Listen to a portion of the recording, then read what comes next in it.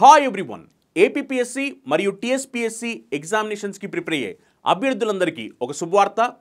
ఇప్పటి వరకు Chandan logics, bank, SSC, railway, defence, CSAT ఇలా వేరు రంగాల్లో కోచింగ్స్ ఇవ్వడం జరిగింది. ఇందులో కొన్ని లక్షల మంది విద్యార్థులు మేము ట్రైన్ చేశాం. అందులో కొన్ని వేల మంది విద్యార్థులు మంచి గవర్నమెంట్ జాబ్స్ సెట్ అవ్వడం జరిగింది. ఇప్పుడు మనం ఆంధ్రప్రదేశ్, తెలంగాణ విద్యార్థుల కోసం ఎక్స్క్లూజివ్ కంటెంట్తో మీకు దగ్గర అవడం జరుగుతుందన్నమాట. మేమిప్పుడు ఏపీపీఎస్సీకి సంబంధించి, టీఎస్పీఎస్ సంబంధించి group 2, group 3, group 4, SI constable, అలానే గ్రామ సచివాలయం, అలానే వేరే ఏ ఇతర పోటీ పరీక్షలైనా సరే ఏపీపీఎస్సీ, టీఎస్పీకి సంబంధించి జరగబోతున్నాయో అన్ని పోటీ పరీక్షలకి మేము బెస్ట్ కోర్సెస్ని డిజైన్ చేశాము. మా దగ్గర ఎక్స్పీరియన్స్ ఫ్యాకల్టీస్తో మేము క్లాస్ చెప్పించడం జరిగింది. మన ఎక్స్పర్ట్ ఫ్యాకల్టీ టీం మీరు చూసినట్లయితే కనుక ప్రతి ఫ్యాకల్టీకి minimum 5 years experience, maximum 15 years experience. మీరు చూస్తే 2 తెలుగు రాష్ట్రాల్లో ఎవరైతే టాప్ ఫ్యాకల్టీస్ ఉన్నారో వాళ్ళందరి చేత మనం క్లాస్ చెప్పించడం జరిగింది. ఎక్స్పర్ట్ ఫ్యాకల్టీ టీం అందరూ కలిసి ఒక కరికులం డిజైన్ చేయడం జరిగింది. ఈ కరికులం యొక్క స్పెషాలిటీ ఏమిటంటే దీంట్లో మేము మీకు ప్రొవైడ్ చేయబోయే వీడియో లెక్చర్స్ ఏవైతే ఉంటాయో ఇవన్నీ కూడా 100% డిజిటల్ ఇంటరాక్టివ్ క్లాస్ అనమాట. ఈ క్లాసెస్లో మీకు ఈజీగా అర్థమవడం కోసం ఎంత బాగా మేము మీకు క్లాస్ చెప్పొచ్చో అంత బాగా మేము మీకు క్లాస్ చెప్పడం జరిగింది. ఒకసారి మీరు క్లాసెస్ చూస్తే మీకు అర్థమవుద్ది ఎంత కష్టపడి మీకోసం మేము క్లాస్ చేసామన్న సంగతి. అలానే ఒక్క క్లాసే కాకోకుండా ఎగ్జామినేషన్ మీద కూడా ఫోకస్ చేయాలి అనే ఉద్దేశంతో మేము మీకు కండక్ట్ చేయబోయే ఎగ్జామినేషన్స్ అన్నీ కూడా రీసెంట్ ట్రెండ్కి తగ్గట్టు, ఇప్పుడు ఎగ్జామినేషన్స్ ఎలా జరుగుతున్నాయో చూసి ఆ రీసెంట్ ప్యాటర్న్కి తగ్గట్టు మేము ఎగ్జామినేషన్ డిజైన్ చేస్తాము. ఆ ఎగ్జామినేషన్స్ మీరు రాయడం వల్ల ఇప్పుడు ట్రెండ్కి తగ్గట్టు మీరు కాంపిటీషన్లో ఉన్నారా లేదా ఎగ్జామినేషన్స్ రాస్తున్నప్పుడు మీకు మీ లెవెల్ ఎలా ఉంది అని మీరు టెస్ట్ చేసుకోవచ్చు అనమాట. అలానే మేము ప్రొవైడ్ చేయబోయే మెటీరియల్స్ ఏవైతే ఉంటాయో ఇవన్నీ కూడా కంప్లీట్గా మొత్తం సిలబస్ అంతా కవర్ చేస్తూ 360 degrees యాంగిల్లో మొత్తం సిలబస్ అంతా కవర్ అయ్యేలాగా మేము మెటీరియల్స్ ప్రొవైడ్ చేయడం జరిగిందనమాట. అలా మీరు మా ఆన్లైన్ క్లాస్లో జాయిన్ అవడం వల్ల మీకు వీడియో లెక్చర్స్, ఎగ్జామినేషన్స్, అలానే పీడిఎఫ్ మెటీరియల్స్ అంటే సింగిల్ ప్యాకేజ్లో మీకు కావాల్సిన అన్నీ కూడా వచ్చేస్తాయి అనమాట. ఒకవేళ మీరు కనుక సీరియస్ ఆస్పిరెంట్ అయ్యుండి ఖచ్చితంగా ఈసారి ఆంధ్రప్రదేశ్ లేదా తెలంగాణలో ఏపీపీఎస్సీ, టీఎస్పీకి సంబంధించి నోటిఫికేషన్లు ఏవైతే ఉన్నాయో వాటిలో మీరు జాబ్ కొట్టాలి అనుకుంటే అది గ్రూప్ 2 అవ్వచ్చు, 3 అవ్వచ్చు, 4 అవ్వచ్చు, లేదా పోలీస్ కానిస్టేబుల్స్ అవ్వచ్చు, లేదు అనుకుంటే కనుక గ్రామ సచివాలయం లేదా వేరే ఏ ఇతర ఎగ్జామినేషన్స్ అయినా సరే మీకు ఇదే రైట్ ప్లాట్ఫామ్ అనమాట. వెంటనే ఎలాంటి ఆలస్యం చేయకుండా చందన్ లాజిక్స్ యాప్ డౌన్లోడ్ చేసుకోండి. గ్రూప్ 2 లెవెల్ జిఎస్ క్లాసెస్ ఏవైతే ఉన్నాయో ఇవన్నీ కూడా మేము ఇప్పుడు అంటే 2023లో ఎక్స్క్లూజివ్గా 100% డిజిటల్ బోర్డ్లో రికార్డ్ చేసిన క్లాసులు అనమాట. గుర్తుపెట్టుకోండి, 100% డిజిటల్ బోర్డ్. ఎందుకంటే ఇవేమి పాత క్లాసులు కాదు, 100% డిజిటల్ బోర్డ్లో స్టేట్ లెజెండరీ ఫ్యాకల్టీస్ చేత మేము డిజైన్ చేయించిన క్లాసులు అనమాట. మీరు చూస్తే కనుక Indian history, Indian polity, Indian economy, Indian geography, సమాజం, విపత్తి నిర్వహణ, physics, biology, chemistry, science and technology, AP history, AP economy, AP geography, Telangana history, Telangana economy, Telangana geography, ఇలా మీరు ఏ సింగిల్ సబ్జెక్ట్ అయినా సరే కేవలం 199 రూపాయలకే పొందొచ్చు. ఎస్, కేవలం అంటే కేవలం 199 రూపాయలకే బెస్ట్ ఫ్యాకల్టీస్ చేత క్లాసెస్ చెప్పించడం జరిగింది. మీరు కావాలనుకుంటే డెమో వీడియోస్ చూస్తే మీకు అర్థమవుద్ది అనమాట ఎంత మంచిగా మేము మీ కోసం క్లాసెస్ చెప్పాము అని. మర్చిపోవద్దు, ఇవన్నీ కూడా గ్రూప్ 2 లెవెల్ కంటెంట్ అనమాట. చూడమ్మా, మనం బుధుడు అనే వాడిని మనం తీసుకున్నప్పుడు వారికి సంబంధించి మనం చెప్పగలిగే అంశాలు ఒక్కసారి మీరు జాగ్రత్తగా నోట్ చేసుకుంటే, బుధుడు అనేవాడు సూర్యునికి దగ్గరగా ఉన్నటువంటి గ్రహం. నెక్స్ట్, బుధుడు పరిమాణము పరంగా చూసినప్పుడు గ్రహాలు అన్నింటిలో కల్లా చిన్నది. సైజు పరంగా మనకి చిన్న గ్రహంగా చెప్తాం. మరకపోతే ఈ బుధుడి యొక్క కక్ష పొడవు అనేది తక్కువ, అన్నింటికన్నా తక్కువగా మనకుంది. మరి ఇది పరిమాణంలో చిన్నదిగా ఉంది కాబట్టి దీనిని ఉపగ్రహ గ్రహముగా పిలుస్తారమ్మా. శాటిలైట్ ప్లానెట్గా పిలువబడేది ఏది అంటే బుధుడు. ఉపగ్రహ గ్రహముగా భావించబడేది ఏమిటి అంటే బుధుడు అనేవాడిని మనం చెప్పాలి.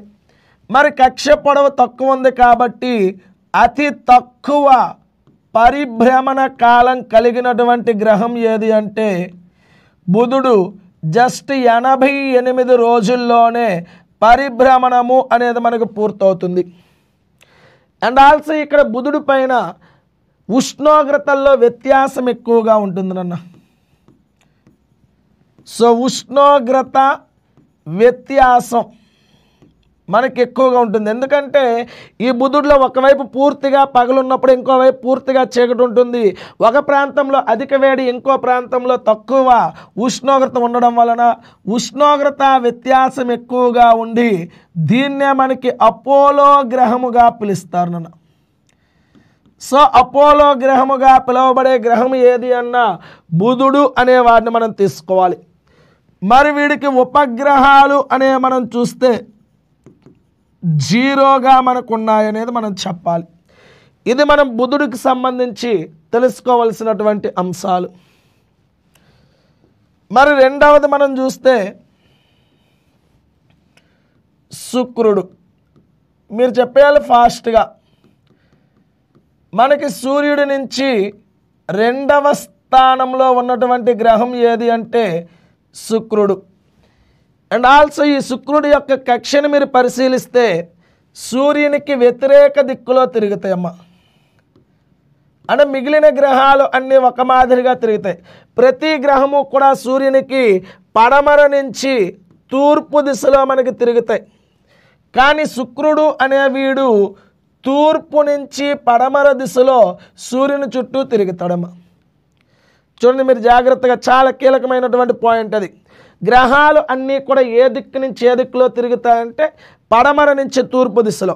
అలా పడమర నుంచి తూర్పు దిశలో తిరుగుతున్నాయి కాబట్టి గ్రహాల మీద సూర్యోదయం తూర్పున, సూర్య అస్తమయం పడమర దిక్కులో మనకి జరుగుతుంది. అయితే ఈ శుక్రుడు అనేవాడు వీటికి వ్యతిరేకముగా తూర్పు నుంచి పడమర దిక్కులో తిరుగుతున్నాడు.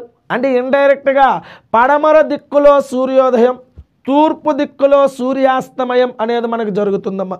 అలా పడమర దిక్కులో సూర్యోదయం, తూర్పు దిక్కులో సూర్యాస్తమయం జరిగేటటువంటి గ్రహం ఏది అంటే శుక్రుడు అనేవాడిని మనం చెప్పాలి. మరి ఈ శుక్రుడు అనేవాడికి అధిక వేడి కలిగిన గ్రహంగా మనం చెప్తాం.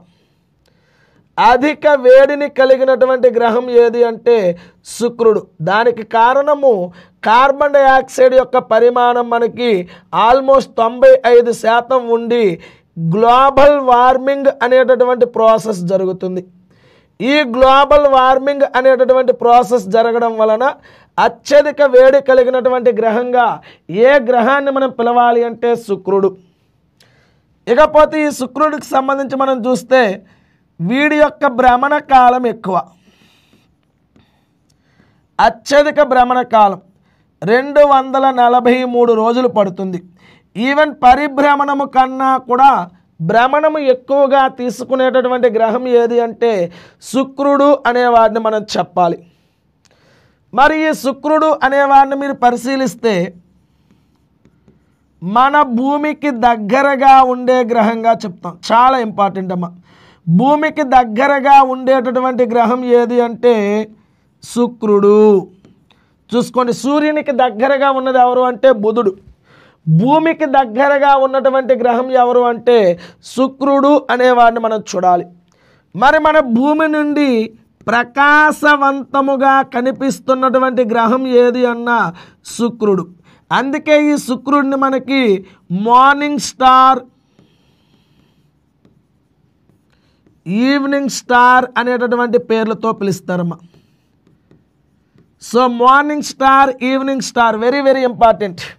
వేగు చుక్క, పగటి చుక్క, రే చుక్క, ఉదయ తార, సంధ్య తార, సాయంత్ర తార, ఇలా అన్ని రకాలుగా కూడా పిలువబడేది ఎవరు అంటే శుక్రుడు. ఎందుకు అంటే మనకి ఎర్లీ మార్నింగ్ అండ్ ఈవినింగ్ టైంలో ఎక్కువగా ఈ శుక్రుడు అనేవాడు మనకు కనిపించడం జరుగుతూ ఉంటుంది. అలా భూమి నుంచి ప్రకాశవంతంగా కనిపిస్తున్న గ్రహం ఏది అన్నా సరే శుక్రుడు అనేవాడిని మనం చెప్పాలి. మరి ఈ శుక్రుడు యొక్క ఉపరితలం మన భూమిని పోలి ఉంటుందమ్మా. అంటే మన భూమిని పోలిన గ్రహంగా కూడా ఏ గ్రహాన్ని మనం చెప్పొచ్చు అంటే శుక్రుడు. మన భూమి మీద ఉపరితలం కానీ శిలలు కానీ ఎట్లా ఉన్నాయో శుక్రుడు యొక్క ఉపరితలం కూడా అట్లాగే ఉంటుంది. కాబట్టి మన భూమిని పోలి ఉండి మన భూమి యొక్క కవల గ్రహము, సిస్టర్ ఆఫ్ ఎర్త్ లేదా ఎర్త్ ట్విన్గా పిలువబడేటటువంటి గ్రహం ఏది అన్నా శుక్రుడు అనేవాడిని మనం చెప్పాలి. మరి ఈ శుక్రుడు అనేవాడికి ఉపగ్రహాలు అనే మనం చూస్తే వీడికి కూడా ఉపగ్రహాలు అనేవి జీరోగా ఉంటాయని చెప్పాలి. ఇవి శుక్రుడికి సంబంధించినటువంటి పాయింట్స్ నన్ను చూసుకోండి జాగ్రత్తగా. సూర్యుడి నుంచి 2వ స్థానంలో, సూర్యునికి వ్యతిరేక దిక్కులో మనకి తిరుగుతున్నాడు, తూర్పు నుంచి పడమర. అంటే ఇండైరెక్ట్గా పడమర దిక్కులో సూర్యోదయం జరిగే గ్రహం ఏది అంటే శుక్రుడు. అధిక వేడిని కలిగిన గ్రహం ఏది అంటే శుక్రుడు. కారణం ఏంది అంటే కార్బన్ డైఆక్సైడ్ కాంపోనెంట్ ఎక్కువగా ఉండి గ్లోబల్ వార్మింగ్ అనేది జరుగుతుందని చెప్పాలి. మరి శుక్రుడు అనేవాడికి అత్యధిక భ్రమణ కాలం కలిగినదిగా చెప్తాం. 243 రోజులు భ్రమణ కాలం కలిగినటువంటి గ్రహం. అండ్ ఆల్సో మన భూమికి దగ్గరగా ఉన్న గ్రహం ఎవరు అన్నా శుక్రుడు అనేవాడిని మనం చెప్పాలి. ఇకపోతే ప్రకాశవంతమైన గ్రహం ఏది అన్నా శుక్రుడు. మరి అందుకే వాడిని మార్నింగ్ స్టార్ లేదా ఈవినింగ్ స్టార్, తెలుగులో అయితే వేగు చుక్క, పగటి చుక్క, రే చుక్క, ఉదయతార, సంధ్యతార, సాయంత్ర తార, ఇట్లాంటి పేర్లన్నీ కూడా శుక్రుడికి సంబంధించినటువంటి పేర్లే. మరి మన భూమి యొక్క ఉపరితలాన్ని పోలిన గ్రహం ఏది అంటే శుక్రుడు. అలా ఉపరితలాన్ని పోలి మన భూమి యొక్క కవల గ్రహముగా పిలువబడేది ఏది అంటే శుక్రుడు. మరి వాడికి ఉపగ్రహాలు ఎన్ని అంటే 0 ఉపగ్రహాలుగా మనం గుర్తించాలి. అయితే ఒక విషయాన్ని ఇక్కడ మీరు జాగ్రత్తగా గమనిస్తే, సూర్యుడు అనే వీడి చుట్టూ ఇట్లా తిరుగుతున్నప్పుడు ఒకవైపున మనకి శుక్రుడు,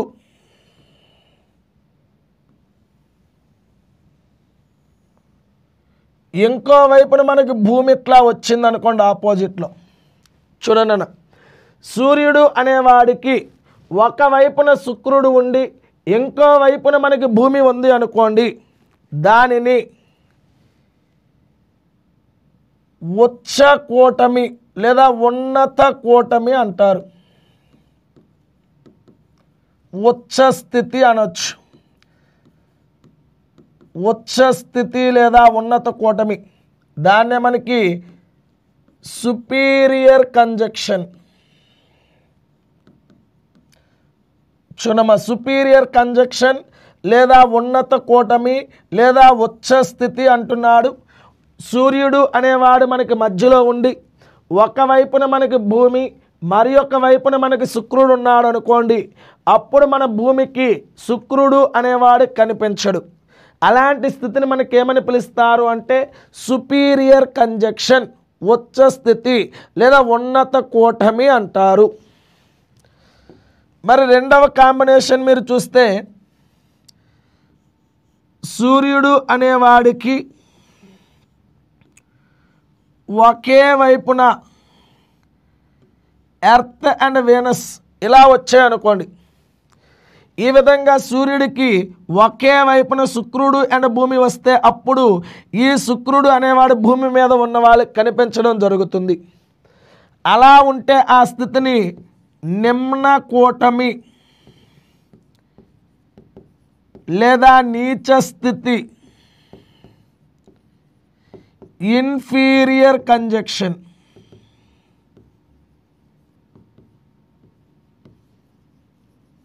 చూసుకున్నాను.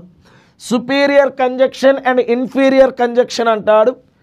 సో ఒకవైపున శుక్రుడు ఇంకో వైపున భూమి ఉండి మధ్యలో సూర్యుడు ఉంటే అప్పుడు భూమి మీద ఉన్న వాళ్ళకి శుక్రుడు కనిపించకుండా ఉంటాడు. దానిని సుపీరియర్ కంజక్షన్ అంటారు. అలా కాకుండా సూర్యుడికి ఒకే వైపున శుక్రుడు అండ్ భూమి అనే మనకు ఉన్నట్లయితే దానిని ఇన్ఫీరియర్ కంజక్షన్ అంటాం. ఆ సమయంలో మనకి ఈ భూమి మీద ఉన్న వాళ్ళకి శుక్రుడు అనేవాడు కనిపిస్తాడు. మరి అలా కాకుండా సూర్యునికి భూమికి మధ్యలో మనకి మెర్క్యూరీ అనేది వచ్చిందనుకోండి, అప్పుడు దీని వలన ఒక చిన్న బ్లాక్ స్పాట్ అనేది మన భూమి మీద ఏర్పడుతుంది. అలా ఏర్పడితే దానిని ట్రాన్సిట్ అంటారమ్మా. ఒక శతాబ్దంలో దాదాపుగా 14 సార్లు మనకి ట్రాన్సిట్లు అనేవి ఏర్పడడం జరుగుతుంది. అంటే సూర్యునికి భూమికి మధ్యలో అడ్డంగా కానీ మెర్క్యూరీ అంటే బుధుడు అనేవాడు వచ్చినప్పుడు ఒక నల్లటి మచ్చ మాదిరిగా మనకు కనిపిస్తాడు. అలా కనిపిస్తే దాన్ని ఏమంటారు అంటే ట్రాన్సిట్ అనేటటువంటి పేరుతో మనకి పిలవడం జరుగుతుంది. సో జాగ్రత్తగా ఈ superior conjunction, inferior conjunction, transit అంటే ఏంటో ఒక్కసారి ఆ మూడింటికి డిఫరెన్స్ చూసుకోండి అమ్మా. ఒకవైపున శుక్రుడు, ఇంకో వైపున భూమి, మధ్యలో సూర్యుడు ఉంటే దట్ ఈస్ సుపీరియర్ కంజక్షన్. శుక్రుడు అండ్ భూమి ఒకే వైపున ఉంటే అది ఇన్ఫీరియర్ కంజక్షన్. మరి సూర్యునికి భూమికి మధ్యలో అడ్డంగా బుధుడు అనేవాడు వస్తే ఒక బ్లాక్ స్పాట్ మాదిరిగా కనిపిస్తాడు. ఆ పరిస్థితిని ట్రాన్సిట్ అంటాం. ఒక 100 ఏళ్లలో 14 సార్లు వరకు కూడా ఆ ట్రాన్సిట్ అనేటటువంటి పరిస్థితి మనకు ఏర్పడుతుందని చెప్పాలి. ఇకపోతే నెక్స్ట్ మనకి 3వ గ్రహం భూమి.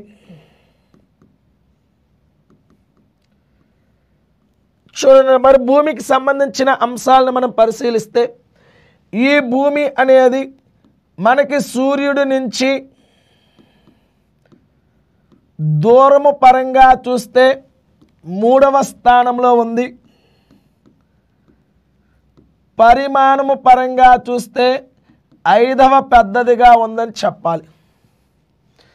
మరి భూమి ఎవరెవరి మధ్యలో ఉంది అంటే శుక్రుడు అండ్ అంగారకుడు అనేటటువంటి గ్రహాలకు మధ్యలో మన భూమి ఉందని చెప్తాం. మరి ఈ భూమి అనే దానిపైన అత్యధిక భాగం అంటే ఆల్మోస్ట్ 71% వరకు కూడా నీరు అనేటటువంటిది ఉండడం వలన మన భూమి అనే దానిని బ్లూ ప్లానెట్ అంటారమ్మా. సో నీలి గ్రహముగా, బ్లూ ప్లానెట్గా పిలువబడేటటువంటి గ్రహం ఏది అంటే భూమి. దానికి కారణం ఏంటి అంటే మన భూమి పైన అధిక భాగం మనకి నీరు ఉంది. ఆల్మోస్ట్ మనకి 71% మన భూమి పైన నీరు ఆక్రమించబడి ఉంది అనేది మనం చెప్పాలి.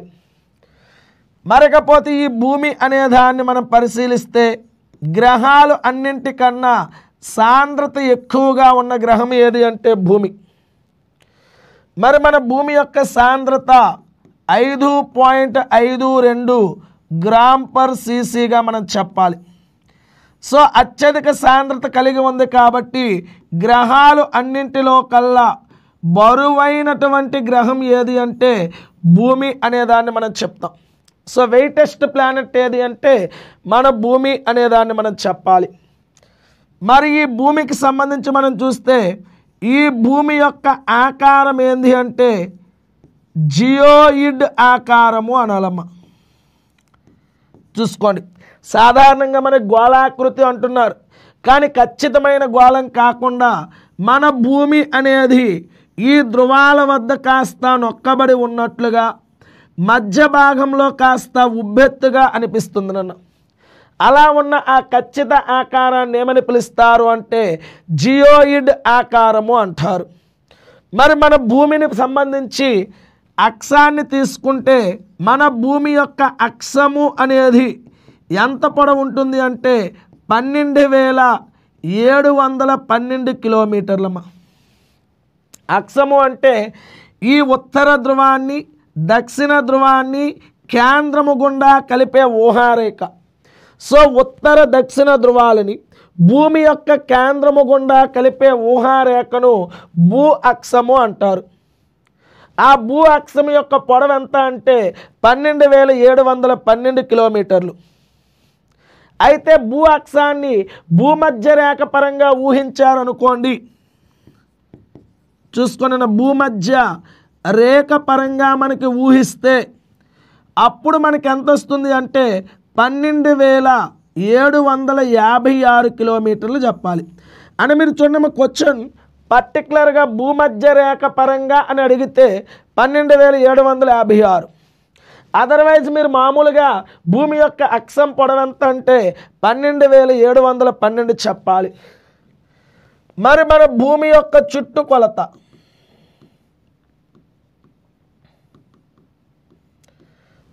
చుట్టుకొలత అనేది మనం చూస్తే భూమధ్య రేఖ వద్ద 40,075 కిలోమీటర్లుగా చెప్పాలి. ధ్రువాల పరంగా మనం చూస్తే 40,008 కిలోమీటర్లుగా మనం కన్సిడర్ చేయాలి. అంటే ఇట్లా భూమధ్య రేఖ వద్ద చుట్టుకొలత చూస్తే 40,075 కిలోమీటర్లు.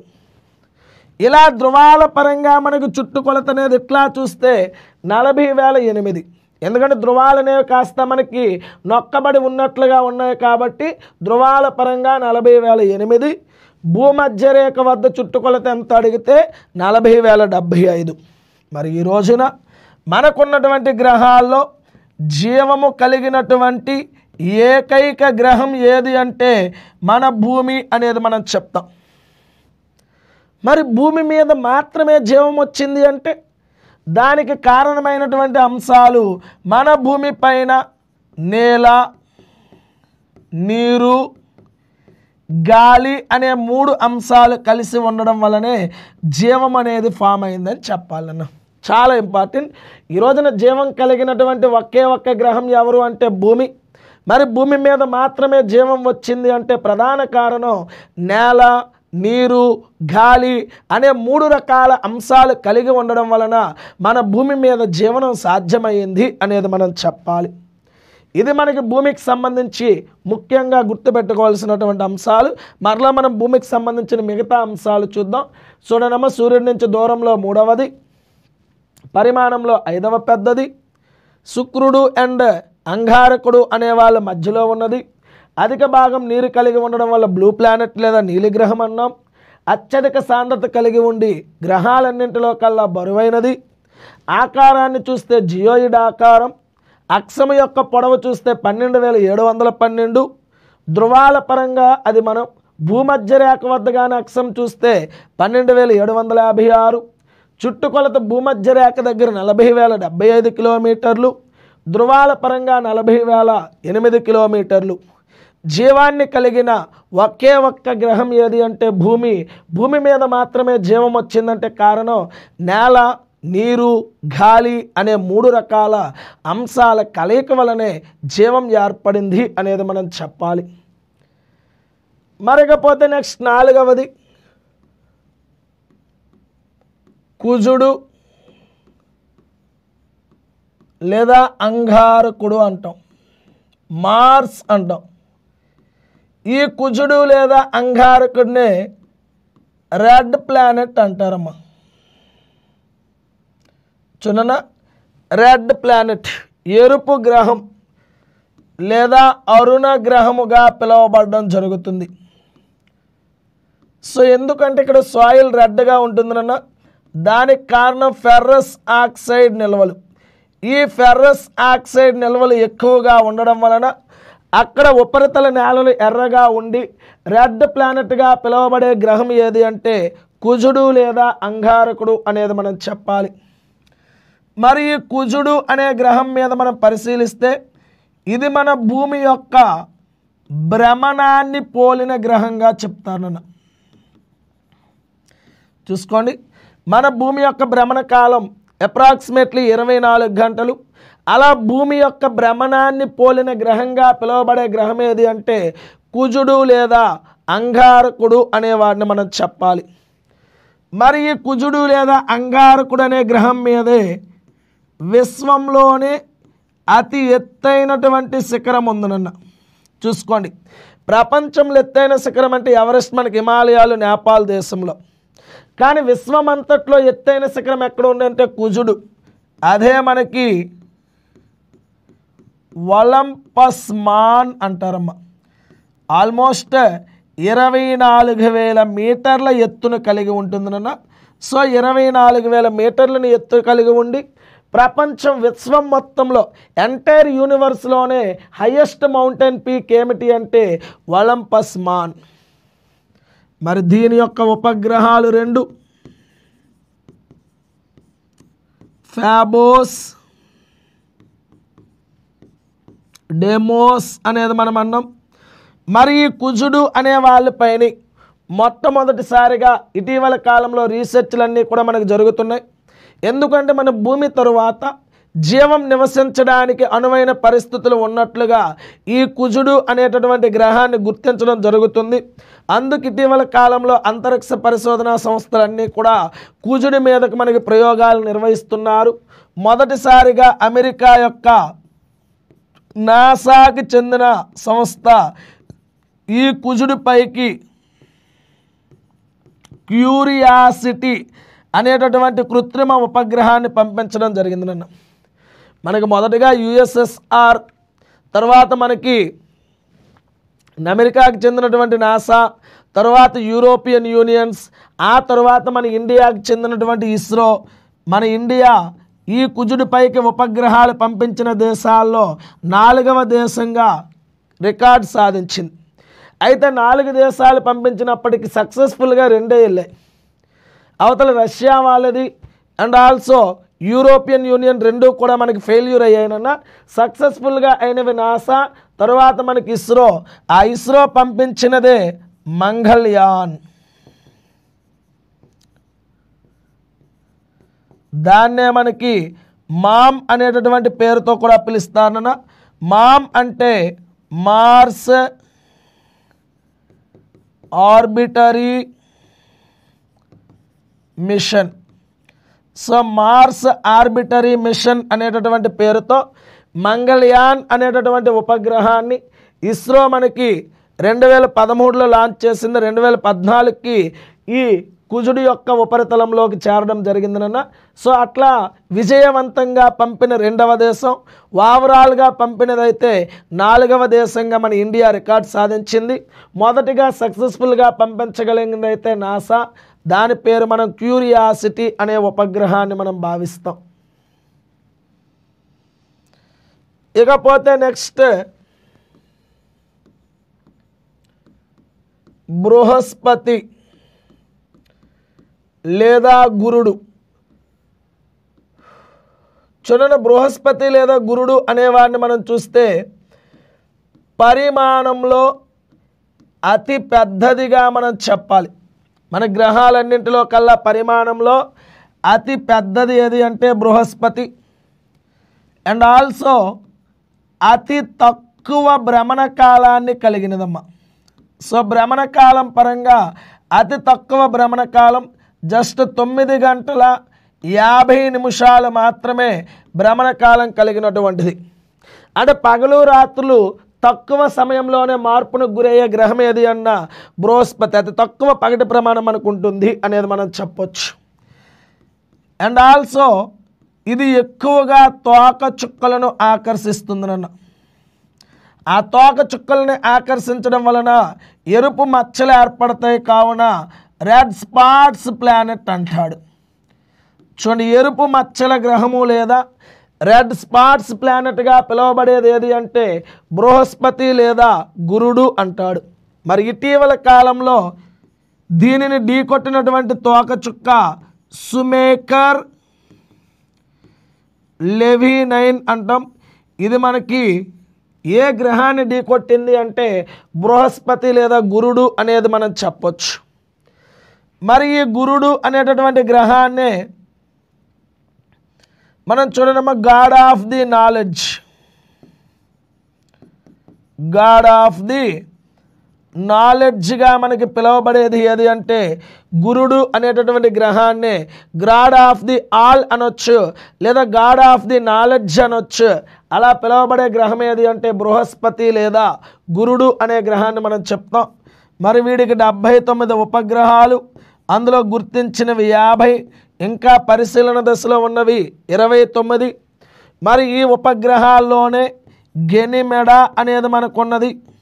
దీనితో పాటుగా ఇయో, దీనితో పాటుగా కొలిస్టా, దీనితో పాటుగా యూరోపా, ఈ 4 ఉపగ్రహాలని కలిపి గెలీలియో ఉపగ్రహాలు అని కూడా మనకు పిలుస్తారమ్మా. సో గెలీలియో ఉపగ్రహాలుగా పిలువబడేవి ఏంటంటే గెనిమెడా, ఇయో, కొలిస్టా అండ్ యూరోపా. మరి ఇందులో అతి పెద్ద ఉపగ్రహం ఏది అంటే గెనిమెడా.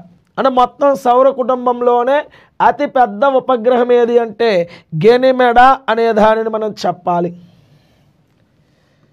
ఇకపోతే నెక్స్ట్ శని. చూడండి, శని అనేది గ్రహాల్లో పరిమాణంలో రెండవ పెద్దదిగా చెప్తాడమ్మా. సో పరిమాణంలో రెండవ పెద్ద గ్రహం ఏది అంటే శని అనే దాన్ని మనం చెప్పాలి. స్పష్టమైనటువంటి వలయాలను కలిగిన గ్రహం. మీకు ఆల్మోస్ట్ బాహ్య గ్రహాలన్నింటికీ కూడా సర్కిల్స్ అనేవి ఉంటాయి. అందులో స్పష్టమైన వలయాలు ఏ గ్రహానికి మనకు ఉంటాయంటే శని గ్రహానికి మనకు ఉంటాయి. అలా వలయాలను కలిగి ఉంది కాబట్టే దీనిని రింగ్ ప్లానెట్గా కూడా పిలవడం జరుగుతుంది నాన్న. సో రింగ్ ప్లానెట్గా పిలవచ్చు, లేదా గోల్డెన్ ప్లానెట్గా పిలువబడే ప్లానెట్ ఏది అన్నా శని. మరి గ్రహాలు అన్నింటిలో కల్లా అందమైనటువంటి గ్రహం ఏది అన్నా శని. సాంద్రత అనేది తక్కువగా ఉన్నది ఏది అన్నా శని. 0.61 గ్రామ్ పర్ సీసీ సాంద్రత కలిగి ఉండి నీటిలో తేలియాడే గ్రహం లేదా తేలియాడగలిగే గ్రహం ఏది అన్నా శని అనేది మనం చెప్పవచ్చు. గ్రహాలు అన్నింటిలో కల్లా తేలికైనటువంటి గ్రహం ఏది అన్నా శని అనేదాన్ని మనం గుర్తించాలి. తక్కువ సాంద్రత కలిగినది అన్న, నీటిలో తేలియాడగలిగేది అన్న, తేలికైనది అన్న, అందమైనది అన్న, గోల్డెన్ ప్లానెట్ అన్న, రింగ్ ప్లానెట్ అన్న ఎవరు అంటే శని. స్పష్టమైన వలయాలను కలిగి ఉంటుందని చెప్తాం. 82 ఉపగ్రహాలు, అందులో మనకి 53 గుర్తించబడినవి, ఇంకా 29 మనకి పరిశీలన దశలో ఉన్నాయి.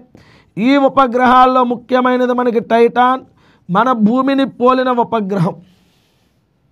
లేదా శని ఉపగ్రహాల్లో పెద్దది, లేదా సౌర కుటుంబం మొత్తంలో గెనిమెడా తరువాత రెండవ పెద్ద ఉపగ్రహం ఎవరు అంటే శని యొక్క టైటాన్ అనే దాన్ని మనం చూడాలి.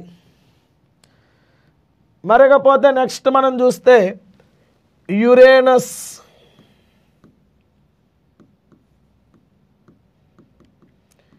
ఈ యురేనస్ అనేది కూడా శుక్రుడు మాదిరిగా, సింపుల్ అన్న, శుక్రుడు మాదిరిగా తూర్పు నుంచి పడమర దిశలో తిరుగుతుంది అని చెప్పాలి. మనకి సూర్యునికి వ్యతిరేకంగా 2 గ్రహాలు తిరుగుతాయి, శుక్రుడు అండ్ యురేనస్, తూర్పు నుంచి పడమర దిశలో. అంటే ఈ యురేనస్ మీద పడమర దిక్కులో సూర్యోదయము అనేది మనకి జరుగుతుందని చెప్పాలి. మరి వీడినే మనకి గ్రీన్ ప్లానెట్గా కూడా పిలవడం జరుగుతుందమ్మా. మరి ఈ యురేనస్ అనేవాడికి 27 ఉపగ్రహాలు అనే మనకు ఉన్నట్లుగా గుర్తించాలి. ఇకపోతే లాస్ట్ నెప్ట్యూన్. ఇది సూర్యుడి నుంచి మనకి చివరి గ్రహం. అతి శీతలమైన గ్రహం, పొడవైనటువంటి కక్ష కలిగినటువంటి గ్రహం ఏది అన్నా నెప్ట్యూన్. ఇకపోతే అత్యధిక పరిభ్రమణ కాలాన్ని కలిగిన గ్రహం ఏది అన్నా నెప్ట్యూన్. ఆల్మోస్ట్ 165 సంవత్సరాలు పరిభ్రమణ కాలాన్ని కలిగిన గ్రహం ఏది అంటే నెప్ట్యూన్ అనేది మనం చెప్పాలి.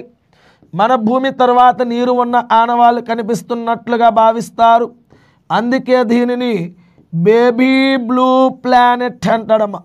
చూసుకోండి, బేబీ బ్లూ ప్లానెట్గా పిలువబడేది ఏది అంటే నెప్ట్యూన్, బ్లూ ప్లానెట్ ఏది అంటే ఎర్త్. మరి దీనినే మీరు గాడ్ ఆఫ్ ది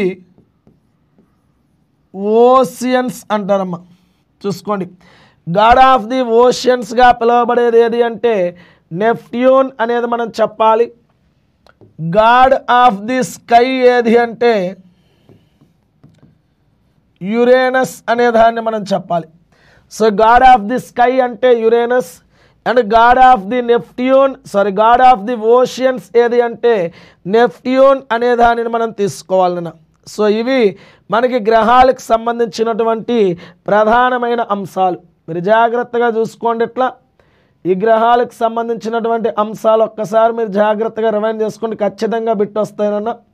ఈ కూపియర్ బెల్ట్లో మనకి గ్రహాల యొక్క పరిధి అనేది మనం ఎక్స్ప్లెయిన్ చేయడం జరుగుతుంది. ఆ గ్రహాల యొక్క పరిధి దాటితే కూపియర్ బెల్ట్ అనేది ఉంది, అందులో మరగుజ్జు గ్రహాలు. దానిని దాటితే మనకి ఊర్ట్ క్లౌడ్, ప్రధానంగా దీర్ఘకాలిక తోకచుక్కలు విస్తరించి ఉన్నాయని చెప్పాం. మరి ఈ గ్రహాలను మనం సూర్యుడి నుంచి ఆర్డర్ అనేది చూసాం. దగ్గర ఏది, దూరం ఏది, భూమి ఎక్కడ ఉంది, భూమికి అటు ఇటు ఏమున్నాయని. వర్గీకరణ కక్ష ఆధారంగా భూమికి లోపల ఉంటే నిమ్న గ్రహాలని, భూమికి బయట ఉంటే ఉన్నత గ్రహాలని. రసాయనిక భౌతిక లక్షణాల ఆధారంగా మొదటి 4 అంతర్గ్రహాలని, తరువాత 4 బాహ్య గ్రహాలని, ఆ తర్వాత గ్రహాల యొక్క ప్రత్యేక లక్షణాలని ఒక్కొక్క గ్రహాన్ని కూడా మనం తీసుకున్నాం. బుధుడికి సంబంధించినవి ఏంటి, శుక్రుడికి సంబంధించినవి ఏంటి, అండ్ ఆల్సో ఇక్కడ సుపీరియర్ అండ్ ఇన్ఫీరియర్ కంజక్షన్స్ ఎట్లా ఫామ్ అవుతాయి, అండ్ ట్రాన్సిట్ అంటే ఏంటి అనేది మనం చూసాం. ఆ తర్వాత భూమికి సంబంధించినటువంటి అంశాలు, ఆ తర్వాత కుజుడు, అంగారకుడు, తర్వాత బృహస్పతి, గురుడు, and Shani, Uranus and Neptune. అట్లా మీరు ఒక్కసారి డీటెయిల్డ్గా ఆ విషయాలన్నీ కూడా మనం నోట్ చేసుకోవాలి. సో ఖచ్చితంగా మనకి బిట్ అనేది అడుగుతున్నాడు. ఎవ్రీ టైం కూడా ఎస్ఐ కానిస్టేబుల్స్లో ప్రతిసారి కూడా మనకి బిట్ ఖచ్చితంగా వస్తుందమ్మా, గ్రహాలకు సంబంధించినటువంటి అంశాలు. సో ఇది మొత్తం గ్రహాలకు సంబంధించినటువంటి అంశాలు. ఎవరైతే విద్యార్థులు సీరియస్గా ఈసారి తెలంగాణలో కానీ ఆంధ్రలో కానీ మీకు తెలిసిందే అన్ని నోటిఫికేషన్స్ ఈ 6 నెలల్లో, సంవత్సరంలో అన్ని నోటిఫికేషన్స్ బయటికి రాబోతున్నాయి. మీ ఆల్రెడీ తెలిసిందే గ్రూప్ 2 నోటిఫికేషన్ రిలీజ్ అయిపోయింది, గ్రూప్ 4 నోటిఫికేషన్ రిలీజ్ అయిపోయింది తెలంగాణలో. అలానే కొన్ని రోజుల్లో ఆంధ్రప్రదేశ్లో కూడా నోటిఫికేషన్ రిలీజ్ అయిపోతాయి. ఇన్ని నోటిఫికేషన్స్ మీ కళ్ళ ముందు ఉన్నప్పుడు ఒకవేళ మీరు కనుక సీరియస్ అభ్యర్థి అయ్యండి, మంచి గవర్నమెంట్ జాబ్లో సెటిల్ అవ్వాలనుకుంటే ఇలాంటి మంచి అవకాశం మీకు ఎప్పటికీ రాను అంటే రాదు. ఎందుకంటే మీకు తెలిసిందే యాక్చువల్లీ గ్రూప్ 2 ప్రిపేర్ అవ్వాలంటే, గ్రూప్ 4 ప్రిపేర్ అవ్వాలంటే, గ్రూప్ 3 ప్రిపేర్ అంటే బయటికి వెళ్తే 20,000, 25,000, 18,000 ఇలా ఇంత డబ్బు ఖర్చు పెట్టుకోలేని చాలామంది విద్యార్థులు ఉంటారు. అలాంటి విద్యార్థులను కూడా మేము దృష్టిలో పెట్టుకుని కేవలం కోర్సెస్ని 199 రూపాయలకి, 999 రూపాయలకి, 2,000 రూపాయలకి ఇలా ఎందుకు ఇస్తున్నామంటే ప్రతి ఒక్క విద్యార్థికి మంచి క్వాలిటీ ఎడ్యుకేషన్. ఎందుకంటే ఏదో ఎడ్యుకేషన్ అంటే దాని మీనింగ్ జస్ట్ మీకు క్లాస్ ఇవ్వడం కాదు, ఇచ్చే క్లాసెస్లో ఎంత క్వాలిటీ ఉంది, రేపొద్దున నీకు జాబ్ సంపాదించే విధంగా ఆ క్లాసెస్ ఎంత బాగా ఉపయోగపడిపోతున్నాయి, అది కదా మ్యాటర్. ఇప్పుడు నేను క్లాస్ ఇస్తున్నాను చెప్పని ఏదో క్లాస్ ఇస్తే కాదు, ఈ క్లాసెస్ ఎలా ఉంటాయనేది నేను నా మాటల్లో చెప్పడం కంటే మీరు ఈ క్లాసెస్ని ఎక్స్పీరియన్స్ చేయండి. ఎక్స్పీరియన్స్ చేస్తే ఎంత హై లెవెల్ కంటెంట్, ఇంత మంచి కంటెంట్ మేము మీకు ఎంత తక్కువ ధరలో ఇచ్చామని సంగతి అర్థమవుద్ది. ఇది తక్కువ ధరలో ఇవ్వడానికి ఒకే ఒక్క రీజన్ ఏమిటంటే ప్రతి విద్యార్థికి కూడా మంచి క్వాలిటీ కంటెంట్ క్లాసెస్ రీజనబుల్ ప్రైస్లో దొరకాలి. ప్రతి ఒక్క విద్యార్థి ఎవరైతే చంద్రలోచన కోచింగ్ తీసుకున్నారో వాళ్ళందరూ కూడా రేపొద్దున గ్రూప్ 2 ఆఫీసర్ కింద, గ్రూప్ 3 ఆఫీసర్ కింద, గ్రూప్ 4 ఆఫీసర్ కింద ఎస్ఐ లేదా కానిస్టేబుల్ జాబ్లు కొట్టాలి అనే ఒక మంచి సంకల్పంతోనే మీ అందరికీ కూడా ఈ ఆఫర్ చేయడం జరుగుతుంది. అందుకనే ప్రతి ఒక్క విద్యార్థి ఎవరైతే ఈ వీడియో చూస్తున్నారో ప్రతి ఒక్కరు కూడా ఈ వీడియోని లైక్ చేయండి. మాక్సిమం ఎంతమంది స్టూడెంట్స్ షేర్ చేయగలరు అంతమంది స్టూడెంట్స్కి షేర్ చేయండి. అలానే ఖచ్చితంగా ఈ కుదిరితే ఈ వీడియో లింక్ని ప్రతి ఒక్కరు కూడా వాట్సాప్ స్టేటస్ కింద పెట్టుకోండి. All the best to everyone. ఒకవేళ మీకు కనుక ఈ వీడియో నచ్చినట్లయితే మరిన్ని ఫ్రీ వీడియోస్ కోసం వెంటనే చందన్ లాయిస్ యాప్ డౌన్లోడ్ చేసుకోండి. చందన్ లాయిస్ యాప్లో మీకు ఫ్రీ డెమో వీడియోస్ ఉంటాయి.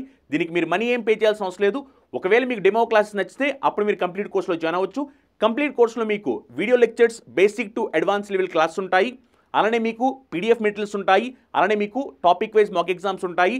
ఫుల్ లెంత్ మాక్ ఎగ్జామ్స్ కూడా ఉంటాయి. ఒకవేళ మీరు కనుక సీరియస్ ఆస్పిరెంట్ అయి ఉంటే కనుక చందన్ లాయిస్ ఇస్ ద రైట్ ప్లాట్ఫామ్. వెంటనే మీరు మీ జాబ్ సాధించడం కోసం చందన్ లాయిస్ యాప్ డౌన్లోడ్ చేసుకోండి. మీకు ఏమైనా సందేహాలు ఉంటే కనుక కింద స్క్రోల్ అవుతున్న నెంబర్స్కి కాల్ చేసి మీ డౌట్స్ అన్ని క్లారిఫై చేసుకోండి. All the best.